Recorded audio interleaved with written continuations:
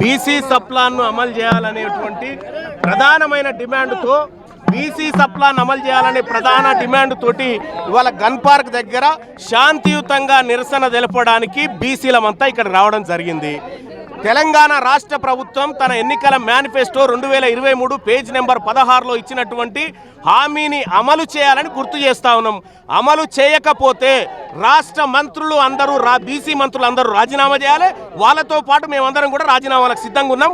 ఖచ్చితంగా ఈ నెల 23న జరిగేటువంటి మంత్రివర్గ సమావేశంలో బీసీ సప్లాన్ పైన నిర్ణయం జరగాలి, దాన్ని ఇంప్లిమెంట్ చేయాలని చెప్పి డిమాండ్ చేస్తాం.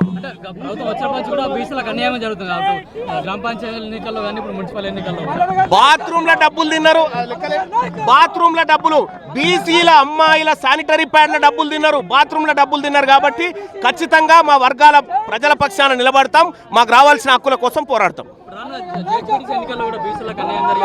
జరగనీయం, ఖచ్చితంగా ఎదుర్కొంటాం. కిరణ్, ఈరోజు తెలంగాణ రాష్ట్రం టీఆర్పీ అధ్యక్షులు మల్లన్న గారి ఆదేశాల మేరకు హైదరాబాద్లోని రాష్ట్ర రాజధాని హైదరాబాద్లోని గన్ పార్క్ వద్ద ఏర్పాటు చేసిన ఈ ధర్నాకు అనేక మంది బీసీలు రావడం జరిగింది.